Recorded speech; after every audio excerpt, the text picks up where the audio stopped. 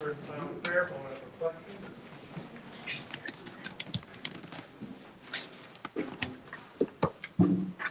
We ask the pledge allegiance To the flag of the United States of America, and to the republic for which it stands, one nation under God, indivisible, with liberty and justice for all.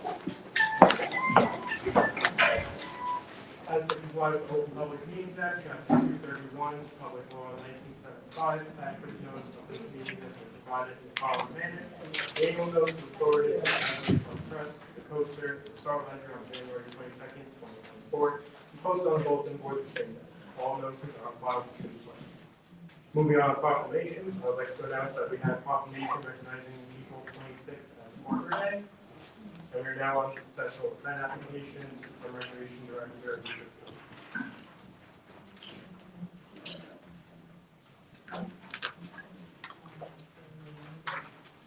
Good evening, Mayor Council. All the applications before you are returning events.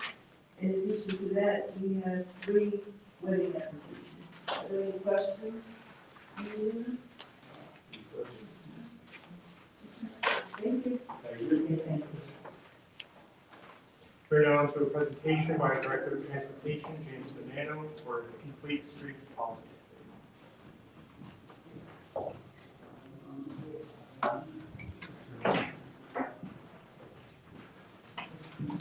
Is this on? Yeah.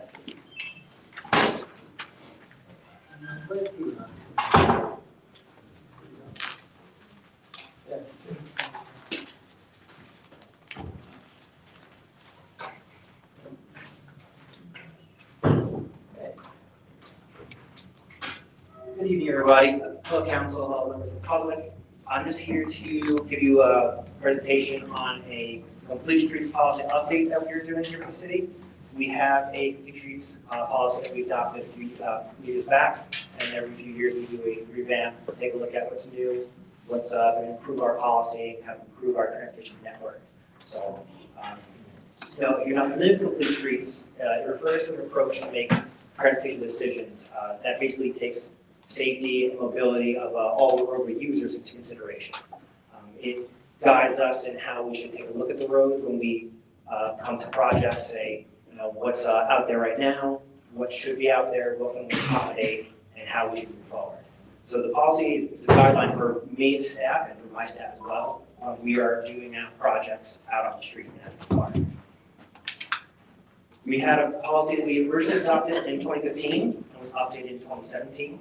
And now, while we're keeping the framework of the original policy, we're looking to add 6 new features. The first of which is 2 new additions to our Complete Streets checklist. A Complete Street checklist is a checklist that we have that we go through every time we do a road project. We evaluate things like what kind of infrastructure is currently there. Is there bike lanes? Is there sidewalks? Should we add sidewalks? Should we add bike lanes? Is there transit access? What kind of ADA ramps are there? The list goes on through a lot of different features of the roadway, and we write down what we see out there and how we can improve them.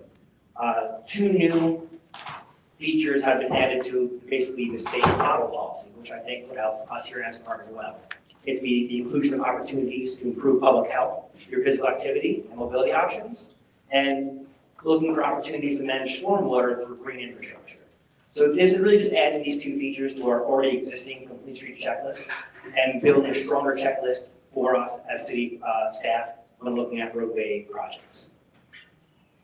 Second would be for me, myself, and my staff to conduct an inventory and audit of procedures, policies, and documents, and training programs within the city. This is a very internal thing for us. It basically is me looking at how things in the city operate and saying, okay, are we overlooking our Complete Streets policy and our policy guidelines when we're doing these projects, and how can we incorporate them? This is something that we've already done in my department, but I'll be looking at for some other departments and just seeing how we can make sure we're not missing good opportunities to improve our roadways, to improve shade trees, improve other green infrastructure options within the city as we move forward. We're also looking to foster more public participation with projects. We want to bring more people in on bigger road projects.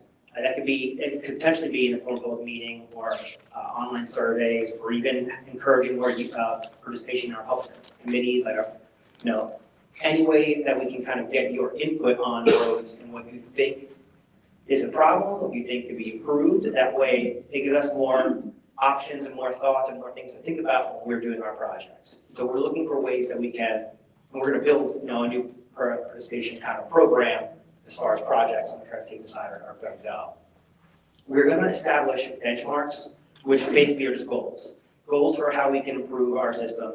These can be related to anything for how many new mileage of existing bike infrastructure, or how many linear feet of pavement was replaced, number of new street trees, or improvement in fewer fatalities and collisions in general.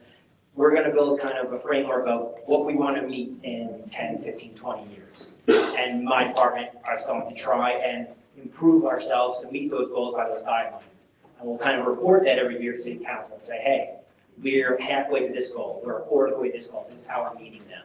And it gives us something to work towards, and it gives us a clear goal of what we want to achieve. We want to establish an advisory committee for our complete streets policy.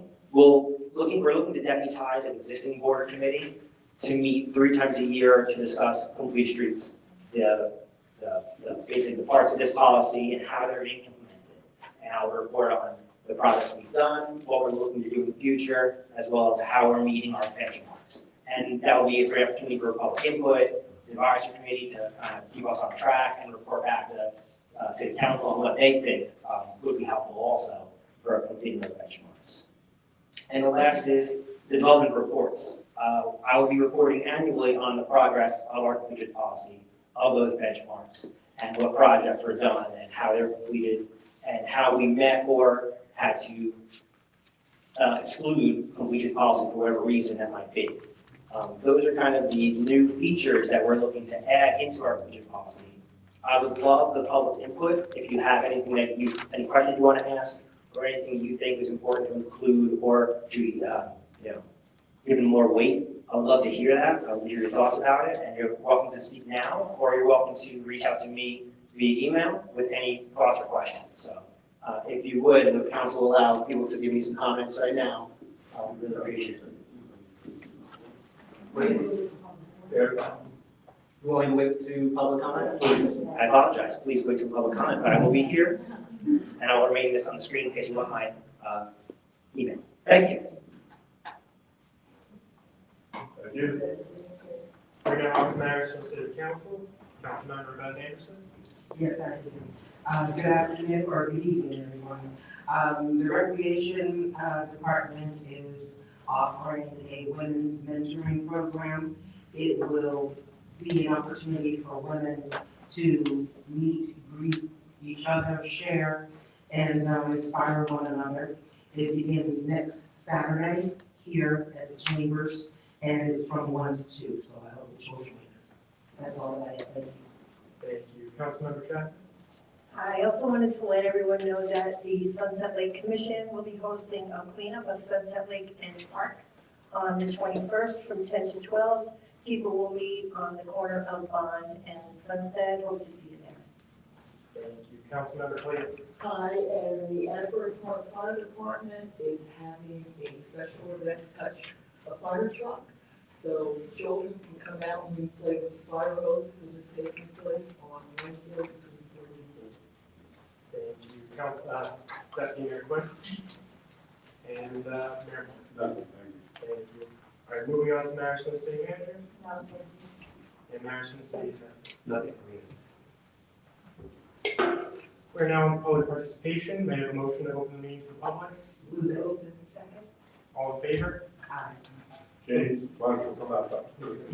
The public participation portion of the meeting is now open. Any members of the public who wish to speak, please use the microphone.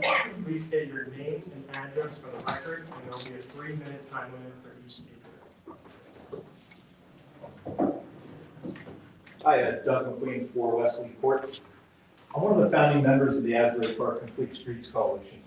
Over the last 10 years, our grassroots group has brought together diverse stakeholder voices interested in creating better public spaces for residents, visitors, and businesses in Asbury Park. So I'd like to thank James for putting forth some of the ideas that are being discussed today. Because frankly, the last couple of years have been a little bit frustrating for streets and public space in our town. It seems that we've made relatively little progress in implementing some of the ideas that are enshrined in our current complete street policy. And even more maddeningly, we've missed a handful of really good opportunities to make some changes. So like most developed communities, streets are by far the largest type of public space in Asbury Park. And improving that space for the benefit of everyone in the community takes a holistic approach. So we must take into consideration a variety of factors and interests, including safety, the most important aspect of which is speeding drivers, transportation options, not only the option to drive, but the option to walk, ride, or take public transportation, parking, including some of the revenue that is generated with storing private automobiles in public space for the betterment of everyone, equitable mobility for those who may not be able to drive even if they wanted to or could afford to, zoning, because we'll never get what's allowed in our zoning laws, what's not allowed in our zoning laws. So we should note that the most popular public spaces in the world are spaces that would probably be illegal under Asbury Park's current zoning laws. Another one is quality of life, being able to safely and freely move around one's neighborhood. That's certainly a quality of life issue. Business, study after study has shown that places built for cars drive people to the hinterlands of big box stores and not into healthy downtowns, whereas places built for people walking and biking prosper financially. The environment. So we've recently seen here how uncontrolled storm runoff can be both devastating physically and financially. We can redesign street space to mitigate stormwater damage and beautify that public space. So whatever changes are being discussed here tonight and throughout this process, they must take into account a holistic approach to the use of public space in Asbury Park.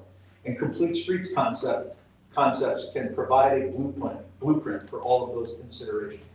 On the flip side, though, pigeonholing street design into some secondary committee to make it runs the risk of making such important designs an afterthought. So our recommendation is to cross-pollinate a variety of existing stakeholder groups into a new commission that can take into account all of these factors. Namely, create a broader mobility commission. That mobility commission could work directly with our transportation director and a variety of shareholders to implement the elements outlined in the city's own plans and policies to optimize public space for everyone. Thanks. Thank you. And I'll provide those comments to anybody that wants to comment. Hello, my name is Susan Makaitis, and I'm from Atlantic Highlands, though I represent Food and Water Watch. And I'm here to give a great shout out to the city of Asbury Park for great support in helping us defeat the Woodbridge Power Plant, also known as CPV. Congratulations on helping us do that. Competitive Power Ventures canceled their plans for a gas-fired power plant in Woodbridge. We want to thank you for helping to collectively protect the health of your residents and taking action to help address climate change. We want to make you aware of a couple of other issues that we're working very strongly on. Projects in New Jersey that will threaten, again, the health of our residents. One, New Jersey legislature is now considering clean energy standards, and Food and Water Watch is working to make sure the definition does not include false solutions such as burning trash or renewable natural gas, which is a gas industry scheme to promote the use of fossil fuels and their infrastructure. If you're interested, we can certainly provide further information for your consumption.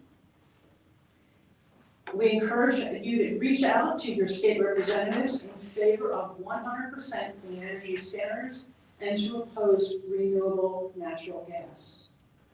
The second project that we're concerned with is New Jersey Turnpike Authority, which is a statewide agency, is moving forward with plans to widen the turnpike so that additional lanes will still bottleneck into the St. Holland Tunnel at a cost of over $10 billion, that's with a B, $billion.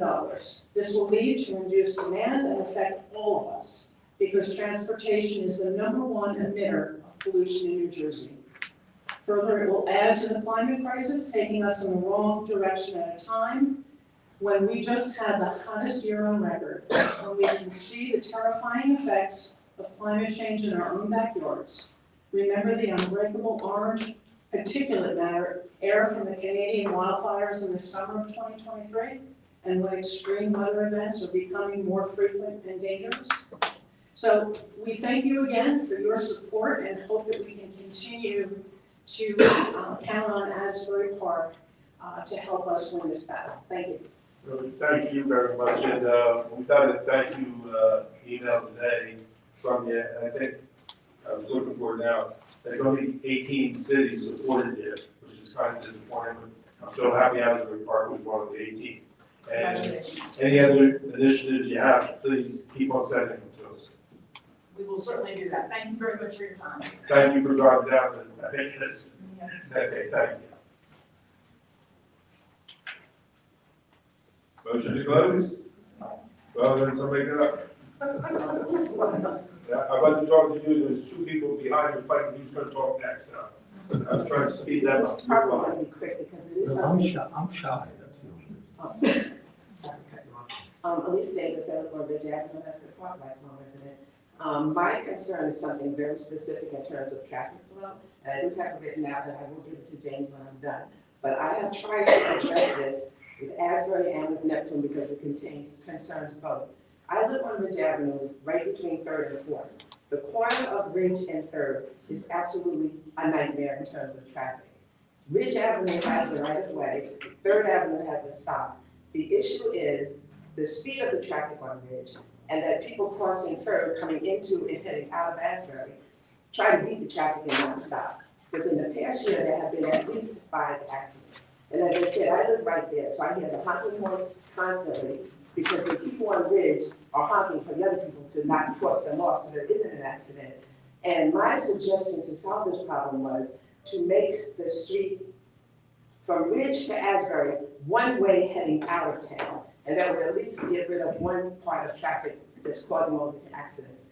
I did find out that that street belongs to Neptune. So I did present this to Asbury. I did present this suggestion to Neptune, and I haven't heard anything.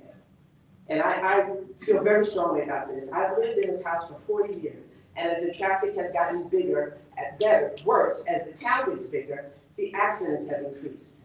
So I just wish someone would take this seriously and really see what can be done with that intersection. And if anybody here drives through that intersection, you'll see exactly what I mean. It's horrible. It's horrible. So I didn't know how else to do this publicly except to come to a council meeting. And since this dealt with traffic, I said, it's the perfect time for me to bring this to somebody's attention, to have it be given some serious consideration. No, thank you very much, and I agree with you. And you lived there. You live on Fourth, so I'm sure that. Right, and you lived there for 40 years, but it seems to have gotten worse in the past, like, 3 to 4 years. Exactly, within the past 5 years, because of increased traffic, and it's fantastic that the town is, you know. Also increased speeding, where the mayor and council keeps on asking the city manager, to ask the police chief, put out more radar details and everything, because, you know, unfortunately, unless people start getting tickets for speeding, they're not gonna slow down. And some towns are known, you don't speed in hours, you don't speed in a lake, because they don't get warnings, they get tickets. Exactly. And so whenever we see stop, my first question is ticket or warning, because I believe it is zero tolerance. Hopefully the police department's doing that, but I can't answer for that. I can understand that you can only do so much in terms of the speed limit 25, which it is, but it's a lot faster than that coming down Ridge Avenue. Yeah, right. But my concern is the flow of traffic and what's causing all these accidents. And I really believe that if that block from Ridge to Asbury is one way going out of town, that would at least be one less bit of traffic that's causing all these accidents. Because the majority of the accidents that I see there come from people coming into Asbury, trying to obviously avoid the traffic on Asbury Avenue and take that shortcut. That's the cause of most of the accidents. Right. That I see. And you're right, we have to work together with Neptune, because half the block is I ours, realize they own that. half the block is theirs, going down to where our systems is, that's Neptune. So, no, and I'm glad you agree with me, because I'm like, yeah, in here all my life, there's never been this many accidents to the last couple of years. Sad. James, I'm sure you're on top of this. But thank you, I guess I believe we discussed this once before, or maybe with one of your neighbors, I forget who was. And we did, because in fact, we stood there and looked at it. Yes, I you're right. talked to you. And after I spoke with you, I did speak with Neptune when you told me that belonged to that, so I've heard nothing from them at all, so. All right, well, I have bring up to Neptune about some other topics. I can bring it up too if I want to discuss it with them I and see appreciate it. how they feel about it. It was Whitesville Road, just for everyone's, Yes. and you're saying from Ridge to Asbury, one direction, right? Okay. And I will be doing some traffic count and speed studies in the area. I will also plan on doing a little bit of temporary road narrowing to see if we can kind of quell some of the issues that are happening at the intersection. We'll see kind of what's working a little bit and then what we can do permanently in the future. Thank you very much, and thank you for your time, I appreciate it. Thank you. Follow up with police. Please. That little math, I suggest. Thank you. We should do. Absolutely. I will also follow up with the police department. Oh, thank you, I appreciate it. Linda Lady, Fifth Avenue.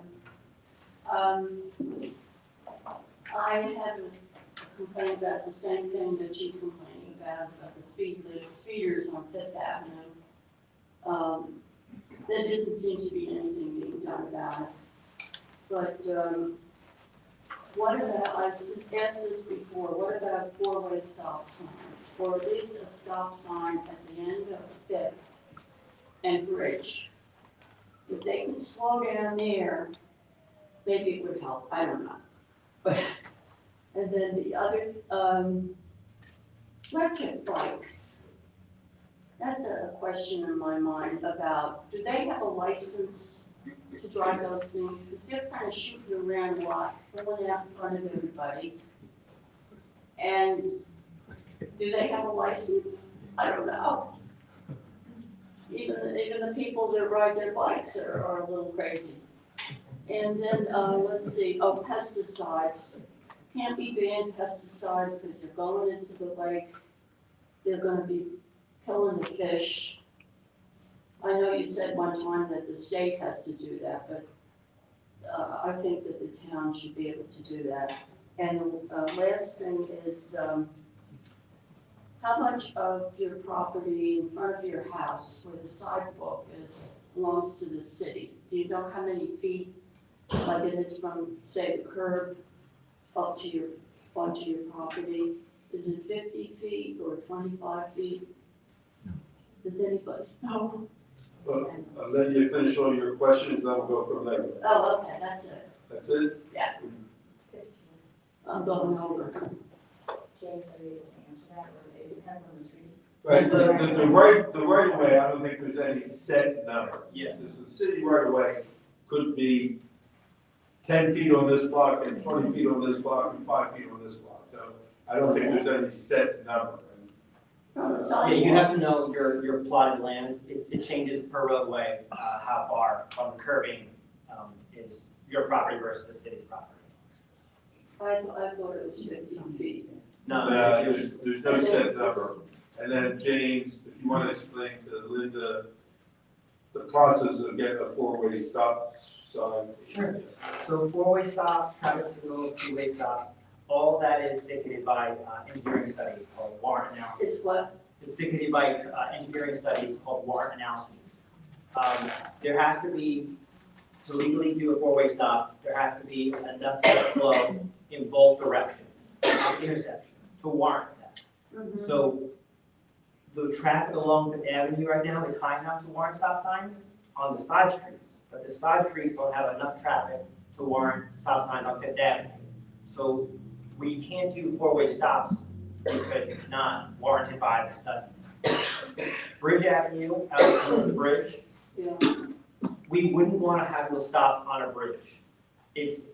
Bridge Avenue itself does not have the traffic warranted for a It three-way doesn't stop. have the traffic? For, not saying that Sunset would. The way warrant analysis Fast works on bridge. is Sunset would have a priority, could have more vehicles than Bridge. Yeah. It has to be a more equal number of vehicles with more interactions to warrant a four-way stop. So, Have you studied that? not in that specific location, Yeah. but in many others we have, which is why we recently were able to do Grand Avenue as mostly four-way stops, because we found that we could do studies. Right. But I hear you with Fifth Avenue and speeders, and not to belittle it, but it's 4th Avenue, 3rd Avenue, 5th Avenue. We're trying to implement new traffic calming things and to have new techniques and things to try and address a lot of the speeding. You know, it's all over the city, so we're trying to do what we can where we can. If you want to communicate with me outside this meeting, we can talk about things. It's something that we have to work a lot at moving forward. Yeah, citywide. Yeah. Because a lot of the worst times is probably when people get out of work and when the high school gets out. Mhm. You know, and there's a lot of people coming down towards Bridge. And the school buses too. There's a couple of school buses where the drivers are going a little too fast down Fifth. So, Right. And electric bikes, I do not have a clue if you need a license. They are not licensed. Electric bikes are supposed to be regulated to speed. Since they're 25 mile per hour maximum, you don't need a license to drive it or registration for the vehicle. you're talking about the electric bikes? Yes. Right. They don't need a license? They don't need a license. Or registration. Your registration. Well, they're not like a motorcycle, really. Yeah. Okay, Okay, thank you, Linda. thanks. Okay.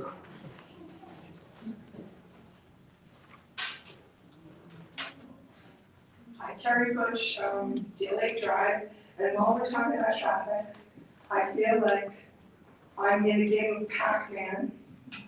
If I park on the other side of Deer Lake Drive, which is a 4-lane highway, I usually don't make it across the street without going back a couple times. But I don't know if there's a way that you could do some traffic calming there. Because I think it would be a lot safer, there's a lot of people that live over there. And there's a lot of traffic that comes pretty fast on Deer Lake Drive, over even when it turns onto Graham. So if people are walking their dogs, they really have to pull their dog out of the way in order not to get hit, because the cars are coming that fast. So anyway, that's my traffic experience in Asbury Park.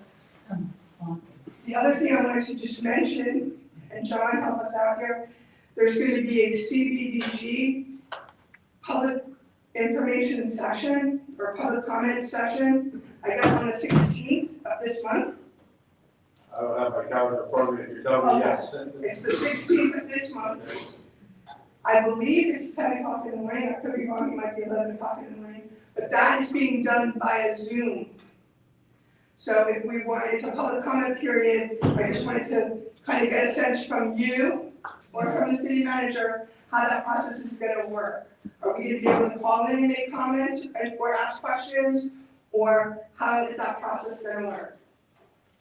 I don't have a clue. I don't have that information for you right now. Okay.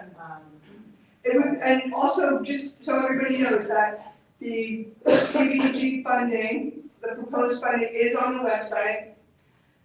I don't think the numbers are on the website for the Zoom yet, but the plan is on the website. I think it's a little over $400,000 for CBDG funding. There might be more funding. We have to take a look at the entire budget. So all of that is up for discussion, right, at that meeting.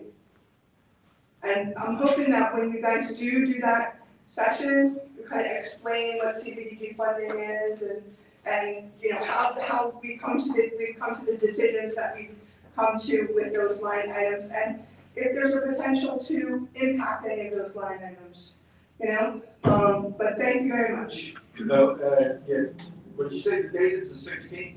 I think it's the 10 16th. a.m. on Tuesday, the 16th. Okay, and James, just so you know, as far as Deer Lake Drive, she's talking about the state part.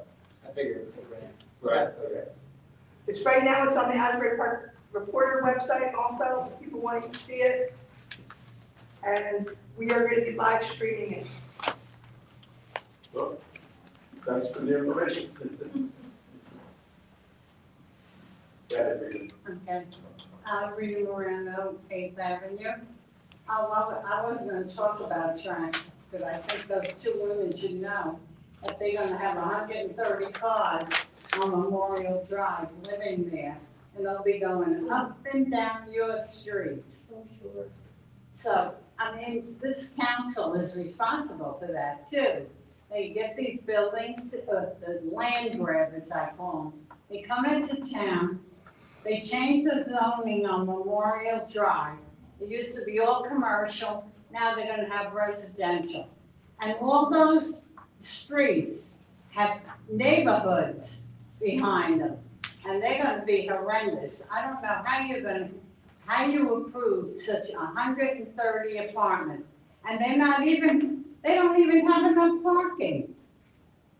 And I don't know what you're afraid of, but I think the parking guy should be at all the meetings to see that there's no parking. It affects every street. And what are you gonna do about it? Ladies living there for 40 years. It's not right. But anyway, I want to talk about Black history. Luncheon, 5 hours, wow. City employees are allowed to leave the business for 5 hours. That's why there's nobody answering the phones, I guess. But I don't know if they all attended. But I want to say, how do you own, I got some of the bills. Manville, you bought from Manville, you bought from Lebanon, and you bought from someplace in Trenton. Don't you think that's outrageous to do something like that? And you have every facility here. You have a restaurant supply place. I understand you got the room for nothing. So what does that mean? That the Berkeley can do anything they want because you got something for nothing? And now the Stone Ponies, the same thing. You're gonna have an affair there. Are you gonna pay rent there? You shouldn't be taking things like that because then you're obligated to all these people. And it's just horrendous what's going on. And I know that it's an election year, and I know you have to create events so that the 3 women up there to get well known, but not on the taxpayers' back. If they want to do something, let them pay for it themselves. But they shouldn't be creating events. One of the events is the recreation. You took money out of there to have the Black history luncheon. Now you're going to put it back? I mean, I don't understand how things work. I ran a business for 22 years. I could never run it that way. Borrow from here and pay from there and all this stuff. You have budgets. It's pretty hard to follow too. It's getting worse. So I want to know. Okay, well, Rita, Wait a minute. your time's up. Your time is up. Go ahead. Why did you buy from those places? That was the question you asked before, and I think the answer was the restaurants used to be in Asbury Park, so they bought from. I've been told it won't happen again. But the insinuation that the Berkeley Carteret and the Stone Pony are going to get some type of back room or sweetheart deal is really insulting to me. And do we pay to rent the Stone Pony to raise money for kids for recreation? Absolutely. We'll give you, I'm sure you looked at the bills. They charge us for everything going. Do they maybe cut us a break? I mean, I'm gonna take up everybody's time and not scold you a little bit and tell you how that came about. Well, why do we have to be? No, wait, your time's up. Time's up and you struck a nerve. Sit down, I mean, sit because down. Sit down. every other, sir, please, no cross conversations. I'm gonna give you some background, just because you brought it up. So the event on April 25th, the Rock and Roll for Recreation. Mr. McNulty, you keep on talking, and I'm gonna have. I'm not talking. Okay, I'm not talking. Don't wave your Quiet, finger. quiet in the chambers, please. Quiet in the chambers. thank you. If you can't be quiet, you'll be escorted out. So Rita, in 2015, when the city was still on transitional aid, the department head came to me and said we had to turn 50 kids away from Asbury Park. 50 children from Asbury Park, we had to turn away for recreation. Because we were on transitional aid, we didn't have the money. So basically, the next conversation was, hey, John, Mayor Johnson always had a mayor's ball. What do you want to happen? I said, I don't wear a tuxedo, so we're not having a mayor's ball. So we decided to have, first it was a rodeo for recreation. And we solicit funds from some very generous people that donate. And we did in 2016, 2018, 2020, we got COVID out. So we did 2022. And in those 3 events, we raised netted over $180,000 after paying all the bills. You can over and see we paid the stone pony. And if the guy that owns the Berkeley Carteret is generous enough to say, hey guys, I'd like to give back to the city and you can have the ballroom for free. You want us to pay for it instead? So I mean, I think you're a little off base there, Rita, to insinuate like, backroom deals. It's like, and to insinuate like this is being done because of an election when it's been done every 2 years. And it's like, sorry, it's the same year as an election. It's this, that's not you, Rita. That's not you typically. So I'm just gonna mark it down as a bad night. So, but as far as like buying the food from the places, we addressed that 2 weeks ago, and I agree with you, and that won't happen again. It's not happening again with the event on April 25th. I'm not guaranteeing that it's all going to be bought from Asbury, but all be bought from. Local businesses. Yes. Okay. Okay, thank you. You won't want me to upset. No, Finished. thank you, Rick. Hi, Ernest Migoli, former Santander resident. So everybody here should know Deborah Nagel, the lady who was the dog for the city of Asbury, Long Branch, Neptune. And then when the SPCA took over, she got like her position and everything changed, et cetera. Well, now I think everybody should know that at the SPCA in Eatontown, there has been a lot going on in that building, and there's a lot of things causing like divorces and fighting and all kinds of stuff about pregnancies out of wedlock and everything. And now Deborah Nagel was arrested and charged with supposedly because she reported Ross LaCitra for having a bunch of affairs and stuff. And so now Ross LaCitra got together with the prosecutor and charged Deborah Nagel and Dana Page, who's another female officer from Long Branch, that they went into someone's yard that was training pit bulls to fight, and that they violated that person's Fourth Amendment rights. And Deborah Nagel was arrested and charged with felonies, and she's facing 40 years in prison, and so is the Long Branch officer who was with her. And in the final analysis, when they did finally go on the property, they found the dead dog, which the dog trainer fighter lied and says, oh, that police officer and that dog catcher lying about everything. They violated my rights. So now the trial, the reason I'm up here is the pre-trial with Melanie Falco, of all people, prosecuting, was supposed to be tomorrow, right? The pre-trial conference, because they're both charged with felonies. Now, what I'm appealing to is I know there's people on this board and in Asbury who work in a lot of agencies in Eatontown for women's rights and for everybody's rights, and I'm appealing to whoever, mayors, deputy mayors, city attorneys, whatever, to get involved with these cases against Deborah Nagel, who is beloved in Asbury, Long Branch, and everywhere as one of the greatest dog, whatever, prevention of cruelty, prevention of dog fighting and everything, right? So now they're threatening to take her house, bankrupt her. Her ex-husband got so upset over this that he got so sick he just died, and now she can't afford the lawyers, and they keep threatening her.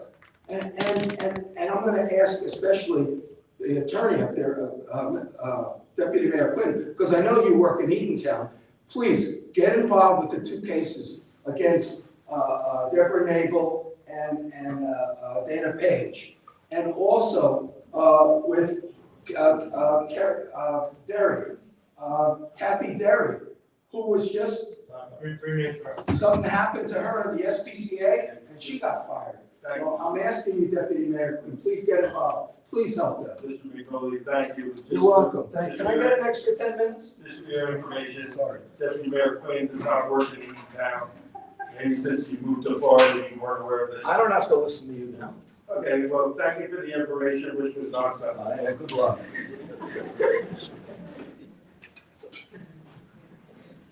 Hi, my name is Gloria Peretti. I'm at 305 6th Avenue. I have two questions. Last time I was at this meeting, Mayor, you said that our taxes are going to be going up roughly 24%. Somewhere else I read, it was actually a response by Dan Jacobson on the Tri-City, that it's actually 11% because it's just the school budget part of it. Can you clarify that? Certainly, that's what those are two questions. The other one is, I thought we were going to be speaking about the proposed project at 201 6th Avenue, massive project. Was that not on the agenda for today? Michelle, Let me look it up. that's where the motel used to be. I think that's where it came from progress, it's right on, there's no setbacks on 6th Avenue. Right. Right, okay, so no, that's not on tonight's agenda. Oh, it's not? No. So And then, as far as, you're right, I said 20, I gave you credit a little bit. I said 25%. I should have said the Board of Education taxes are going up 25%. Mr. Jacobson's correction is fairly accurate. We have those, like, even he said it's 11 or 12% increase. That's not something to be happy about, because last year was 11 or 12% increase. So 2 years, it opened up 24%. I apologize for saying something wrong. I did say it wrong, it wasn't intentional. But because it started a conversation, people were actually like, waking up and realizing like, hey guys, the tax is going through the ceiling. I wish I had done this 2 years ago. And so, gave them a warning, because everybody knew the S2 bill was done in 2012, okay? And they saw these $8 million, $6 million cutbacks coming. But again, on Monday, I met with the Board of Education members, the superintendent, and people from the Education Law Center, as far as like what Asbury Park can do. And the Board of Education is looking at anything and everything. They have to adopt the budget on April 25th, the same night as the Rock and Roll for Recreation. And they need help from the state, and that's why by saying something wrong, again, which I apologize for, I should have been more correct. The Board of Education increases 25%. If that's an 11% increase for the city, that's still not acceptable either, just because last year was 11. So it's just going to compound. And just because the S2 bill ends either this year or next year, doesn't mean it's going to get better in the future. The bill itself is just totally unbelievable, where people keep on saying pilots hurt. Pilots do not hurt funding, because, say the city's assessed for, and I'm making these numbers up, the city's assessed for $2 billion, and we have $1 billion worth of pilots. We're only being charged like the $2 billion. But what I found out Monday, part of the bill that makes no sense, and it isn't like, keeping everything on equal playing fields. But if a pilot is giving, and somebody moves in there and they make, on a tech company, and they make $50 million a year, the city's income is held against the city.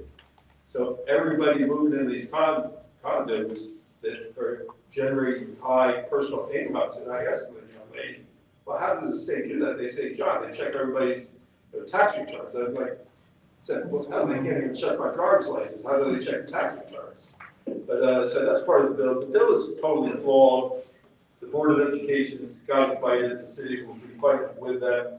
And but to get through like this year, we need some type of rabbit out of the hat from our state legislators, just because, again, Lakewood is getting $130 million loan. And they're going to get it every year because they have a unique circumstance that they have busing this killing. So I explained to the board, and I explained to the lady from the law center, Asbury Park has a unique circumstance. No other town in New Jersey that I know of has this circumstance. In 2002, the council at that time okayed 3,000, I was going to be close to this, 214 potential condominiums on the beachfront, the waterfront redevelopment area, that by law have to get a pilot. So that money does not go directly to the school. So I mean, that's a unique circumstance. So go to the state and say, hey, Lakewood has a unique circumstance, busing Asbury Park has this unique circumstance, that 3,200 condos can be built, and we're getting hit by both they automatically get a pilot, we can't fight that, and now the people moving in who are making a ton of money, because if you can afford a $5 million condo, you're making at least that a year. We're getting double hit, and to fight it that way, and like, look for some relief. So we are working together to fix it. You're right, I did make a misstatement on that, I apologize. So in essence, our taxes not going up 24% based on the assessed value? We don't know what they're going to go up, because the Board of Education is still working on their budget, and they're looking at anything and everything, so until they, and we haven't done our budget yet. Our budget is going to go up. The city's about 50 budget, I'm going to be correct on this one, or I wasn't correct last time. The city, I think last year, had a $111 increase on the municipal end. And I would be surprised if it's not at least that this year, just because the 3 years before that, we kept it at no increase or anything on the Board of Education has gone up so high. But you can only put your fingers in the dike so many times before you got to start paying. And then last year with health benefits went up 23% by the state of New Jersey. So there's some things that we can avoid, but we're going to be very frugal on our budget, knowing that the Board of Education is basically going to hit hard. And again, it's not the board members' fault. It's S2, which has to be revised. And there's talk and trend that's going to happen. Hopefully, it happens before this year's budgets are announced. And there's also the Board of Education is on a fiscal year, July through June, and we're on a calendar year. So there's that 6-month carryover also that goes where Mr. Jacobson said, I looked at my tax bill and it's like this percent, that percent. But it also had like a missing, so I looked at my tax bill. There's a missing $500 there because that's a carryover. So there's going to be a tax increase. We don't know how bad it's going to be, but everybody's working to make it as soft a blow as possible. Thank you. Now, I have a question regarding the pilot program. You mentioned last time how many years the developers get to have this incentive of the pilot program. And you mentioned how many years, but I forgot how many was it? The majority of them are 30. 30. No, I mean going forward. If developer comes in 10 years from now. They would get 30. They would get 30 years until the redevelopment agreement runs out, which I believe is a 30-year in 2002. So I'm guessing 2032 that the deal expires. So 2032 it expires. That's what I'm guessing. I can't get an honest answer from anybody on that, but that's what I'm thinking it is. Michelle, am I right or wrong? Well, because that was amended then. Wait a second. The expiration of the redevelopment plan is the gray areas to the exact, what determines the exact date of expiration. I told you I couldn't get an answer.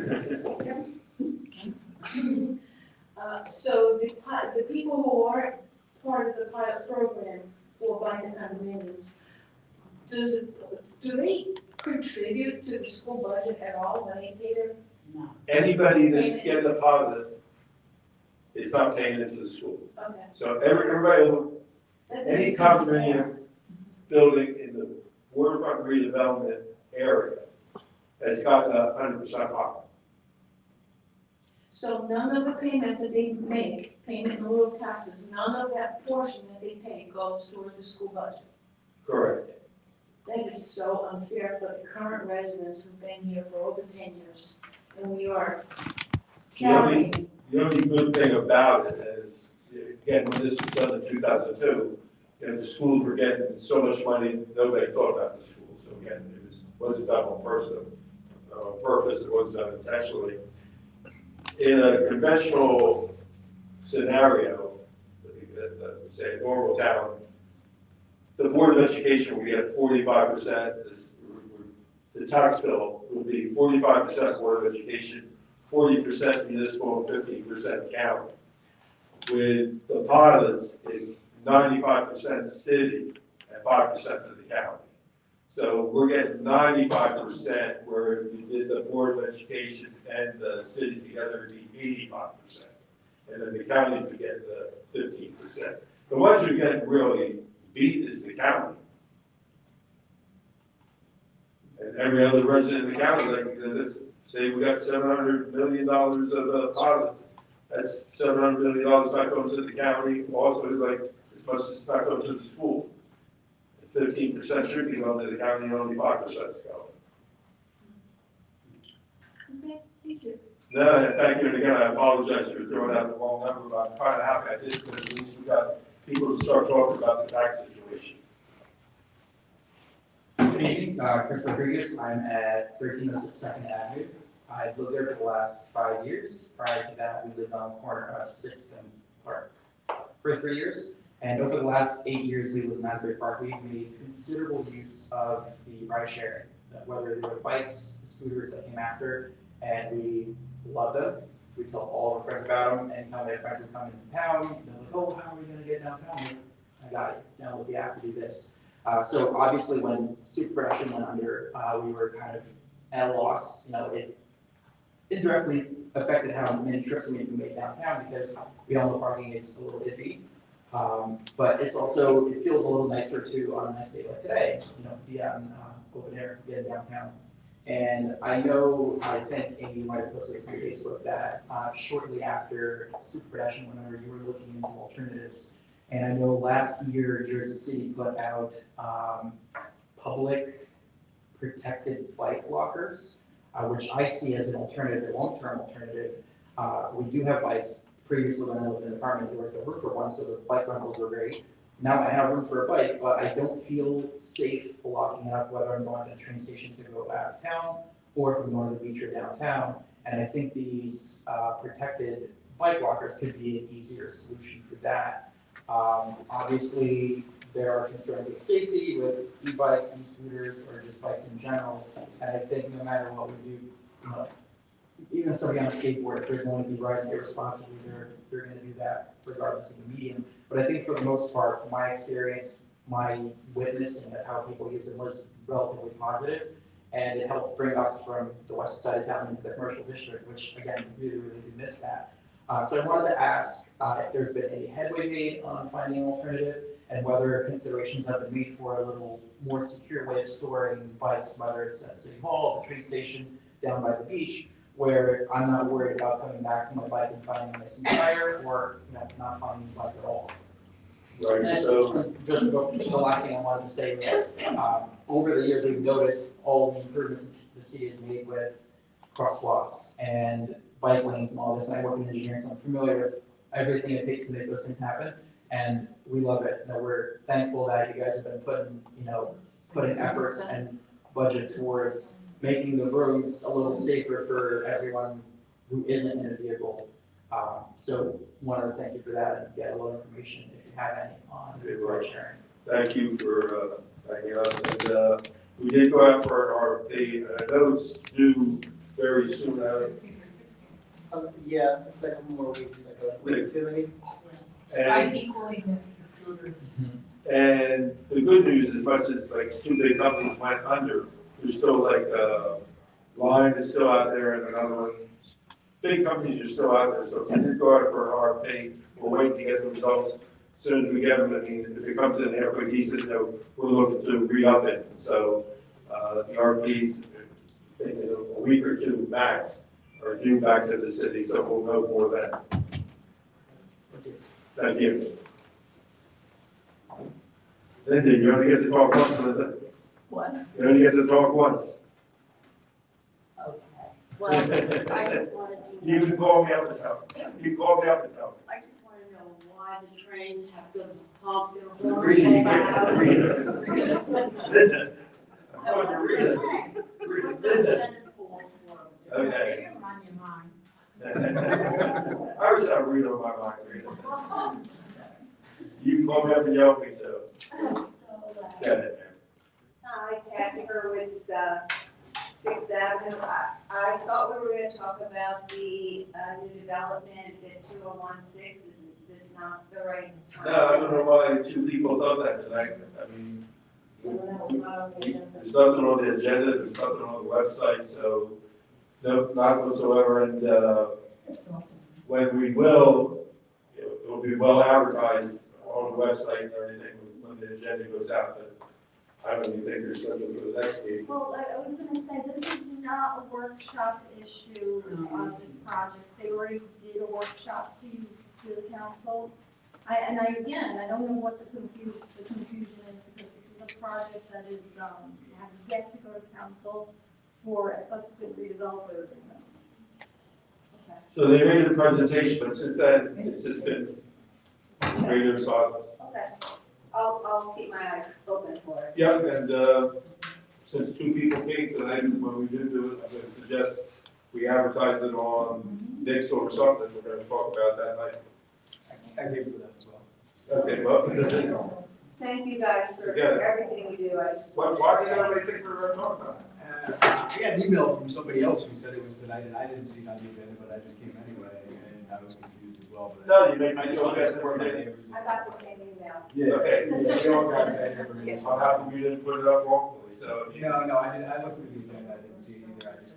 Well, when we do talk about it, we will advertise it either on Nextdoor or Nick's or something, so we will have plenty more. Thank you. Thank you. Hi, everybody. Just to round up, Polly Shoga, I'm also representing Asbury Park Complete Streets Coalition. And James, I want to say thank you for your work on the update on Complete Streets policy. It's a big deal. It really is. And I think the biggest deal of it is that it's bringing awareness to what the meaning of Complete Streets is. I don't think that was even in our lexicon until, I don't know, just a few years ago. And it's becoming more and more a thing, that streets need to be safe for everybody, especially the most vulnerable road users, which is everybody outside of cars. So thank you. I do have a question. We may not be able to answer it tonight, but we have had a complete streets policy since, as you mentioned, 2017. Even 2015, I thought it was even updated in 2019, but this update is very much in order. Policy, as we know from what we've seen across the country, policy is almost like just a suggestion, and we have a complete streets checklist, which is also kind of a suggestion of things that should be done. Can you explain the difference between a complete streets policy and an ordinance?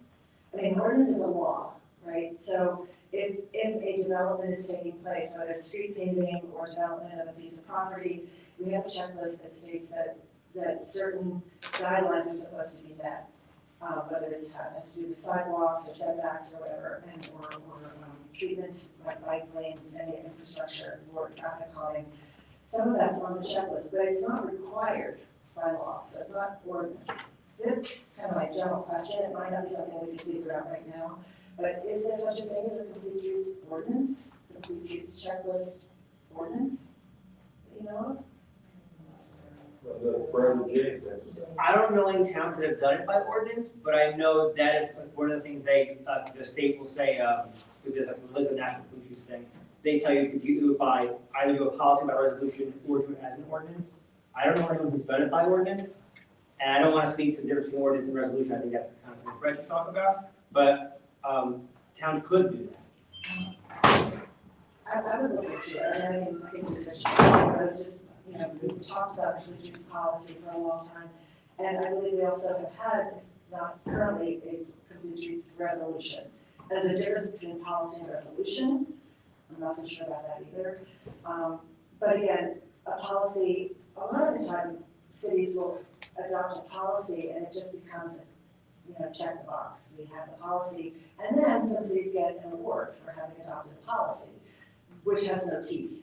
but wow, we have a policy, but, so we need to be able to figure out how these, the guidelines can become, if not law, become something that's really concrete, measurable, and, definite changes implemented in the city to protect everybody.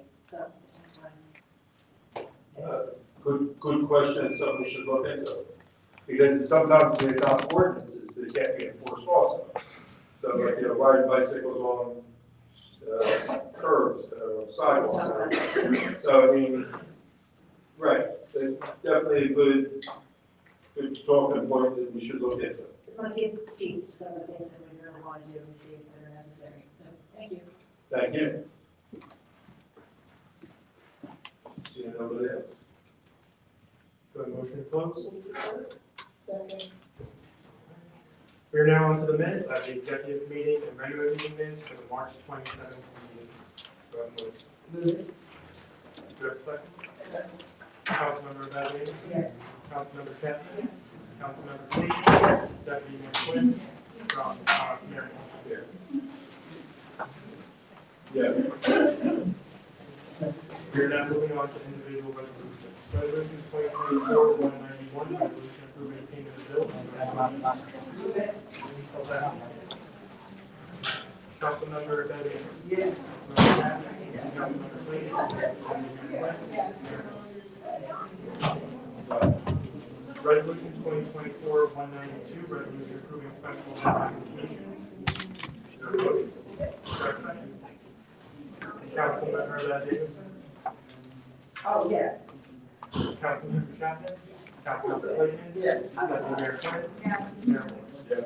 Resolution 2024-193, resolution amending temporary budget appropriations for 2024 budget. Councilmember Bez Anderson? Yes. Councilmember Chapman? Yes. Councilmember Clayton? Yes. Deputy Mayor Quinn? Yes. Mayor Moore? Yes. Resolution 2024-194, resolution authorizing the award of the contract for the operation of pedal boat concession on a portion of the Wesley Lake within the city of Asbury Park. Second.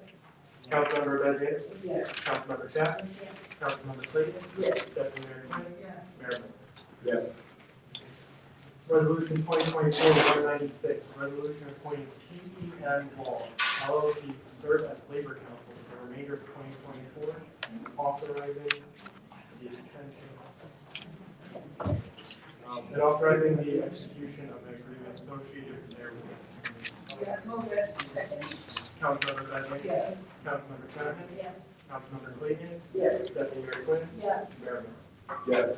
Resolution 2024-197, resolution authorizing professional service contract to Accord and Ideal for architectural services for the beach restroom conceptual study. Move it. Do I have a second? Second. Councilmember Bez Anderson? Yes. Councilmember Chapman? Yes. Councilmember Clayton? Yes. Deputy Mayor Quinn? Yes. Mayor Moore? Yes. Resolution 2024-199, resolution of the mayor and council of the city of Asbury Park acting as a waterfront redevelopment entity, granting a 2-year extension in accordance with resolution number 2022-2026, adopted by the city council of the city of Asbury Park on May 2022, as amended by resolution 2023-235, adopted by the city council on May 10, 2023, and subject to further conditions regarding the operation of the food truck court in the Green Acres parcel in block 4502, lot 1.25. Second. Councilmember Bez Anderson? Yes. Councilmember Chapman? Yes. Councilmember Clayton? Yes. Deputy Mayor Quinn? Yes. Mayor Moore? Yes. Resolution 2024-200, resolution of the mayor and city of Asbury Park to approve the execution of the sub-recipient agreement within the New Jersey Department of Community Affairs regarding the receipt of a boardwalk restoration fund award for a grant in the amount of $20 million. Move it. Second. Councilmember Bez Anderson? Yes. Councilmember Chapman? Yes. Councilmember Clayton? Yes. Deputy Mayor Quinn? Yes. Mayor Moore? Yes. We have an additional item for tonight's agenda, resolution 2024-198, resolution authorizing appointments to the Mayor's Wellness Committee, Hollywood Core, with a term to expire January 15, 2025. Move it. Do I have a second? Second. Councilmember Bez Anderson? Yes. Councilmember Chapman? Yes. Councilmember Clayton? Yes. Deputy Mayor Quinn? Yes. Mayor Moore? Yes. We're now moving on to ordinances for introduction. Ordinance number 2024-9, ordinance amending section 20-3 entitled Plastic Bags of Chapter 20 Environmental Regulations of the Code of the City of Asbury Park with public hearing date of April 24th. Move it.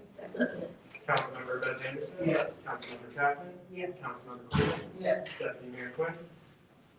Yes. Mayor Moore. Yes. Ordinance number 2024-10, ordinance of the City of Asbury Park amending and supplementing chapter STC1 entitled Rules and Regulations of the Shade Tree Commission of the Code of the City of Asbury Park with a public hearing date of April 23rd. Move it. Councilmember Bez Anderson. Yes. Councilmember Chapman. Yes. Councilmember Clayton. Yes. Deputy Mayor Quinn. Yes. Mayor Moore. Yes. Ordinance number 2024-11, ordinance of the City of Asbury Park approving and adopting a redevelopment plan for property located at 1201 Memorial Drive, Block 203, Block 5, with a public hearing date of April 24th. Move it. Councilmember Bez Anderson. Councilmember Chapman. Yes. Councilmember Clayton. Yes. Deputy Mayor Quinn. Yes. Mayor Moore. Yes.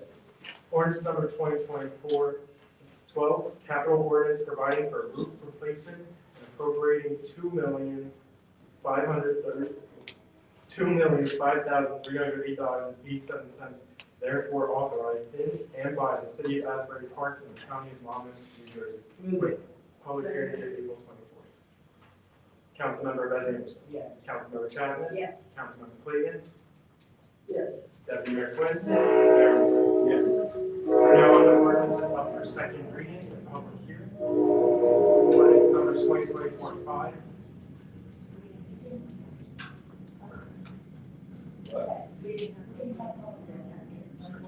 It needs to be. 2024-5. Well, it needs to be open to the public. Second. Ordinance 2024-5, 2024 cap rate ordinance. Our CFO, Joanne Booth, will provide a brief overview of this ordinance. Okay. Could you explain that again? She's going. She's going.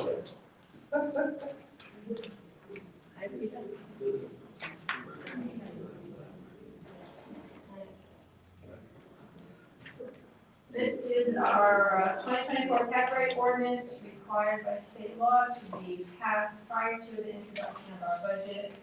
It gives us the allowed maximum our operating budget can be increased by. It's normally 2.5%, and this allows us an additional 1%.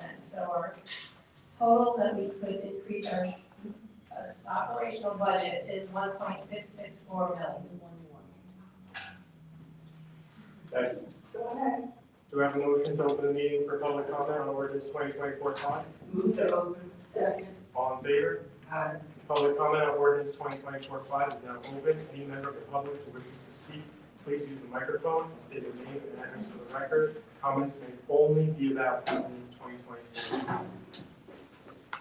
Well, Irene Morano, 8th Avenue. I'm a little on the simple side. Could you explain that again? I'm a very simple person, I like things in simple terms.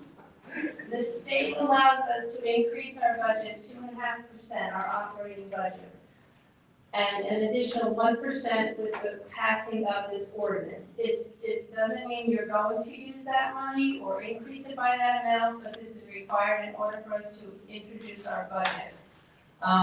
So for us, the maximum would be, from last year's, was $47 million, our operating budget. We could increase it by $1.6 million, which would make it a maximum of $49 million. What's the reason? Excuse me. I didn't hear you. You said, what's the reason? What? What's the reason for what? What's the reason for the increase? It's just a calculation that's done so the state knows our maximum amount we can have as our operating budget. And as Joanne indicated, that doesn't mean the city is going to go up to that amount, but that it gives us the flexibility, if needed, to go up to the full 3.5% as opposed to the 2.5% that we're limited to by law in the annual increases in the budget. Why don't you just go up to do what you can do? Why do you have to increase it? Well, it allows us that extra breathing room if we have to for some emergency or for something that's unforeseen. And it's something that virtually all towns do. This is a routine matter of business that's on every agenda at every other council meeting in every other town. Required by state law. What, the increase? No, you do this every year. Well, nobody really knows what that department does besides planning. Okay. It'd be nice if she explained what she does. Wouldn't that be nice? But we gotta stick to the ordinance. Ordinance has to do with the increase, That has to do with this ordinance. extent of the increases in budget. And that's an awful lot of money to increase it. We're not gonna increase it unless we have to because of an emergency. But this gives us, we have to do this by state law in case we have to. Okay. But we're Who's hoping, keeping track? we're hoping we don't have to. Who's keeping track? Is what I want to know. Go ahead. CFO. Anybody else wish to close? Second. All in favor? Do I have a motion to adopt ordinance 2024-5? Second. Councilmember Bez Anderson? Yes. Councilmember Chapman? Councilmember Clayton? Yes. Deputy Mayor Quinn? Yes. Mayor Moore? Yes. Ordinance number 2024-8, ordinance amending chapter 7, section 13 and 14 to establish prohibited parking regulations along Henry Street and Second Avenue. Director of Transportation James Mayer will provide a brief overview of this ordinance. Hello again. This ordinance establishes a no parking regulation on Second Avenue, 50 feet just west of So, read it again. No, sorry. The ordinance establishes two no parking areas, one that's 50 feet long on Second Avenue, just west of Memorial Drive. It's to help the trucks enter and exit from the laundromat that's there. There is a lot of close calls from the trucks and the parked cars across the street, and this is going to help ease and avoid any unnecessary collisions. The other is for no parking on Sundays in Emory Street between Lake and Cookman. As a refresh will be taking place in that area, so we have to just accommodate for the space and have the ability to move cars if necessary, but hopefully we don't have to. We should just blast that out to that area too. Yeah, we're gonna do a bunch of blasts probably with Nixle. We'll do some letters, messaging, as well as some permit holder links and no temporary parking signs, as well as warnings if we have to when we first start. Great, that would be wonderful. Do I have a motion to open the ordinance for public hearing? All in favor? Aye. Public comment on ordinance 2024-8 is now open. Any member of the public who wishes to speak, please use the microphone, say your name and address for the record. The comments may only be about ordinance 2024-8. Move to close. Second. All in favor? Aye. Do I have a motion to adopt ordinance 2024-8? Move to open, move to accept. Councilmember Bez Anderson? Yes. Councilmember Chapman? Yes. Councilmember Clayton? Yes. Deputy Mayor Quinn? Yes. Mayor Moore? Yes. If that is all for tonight,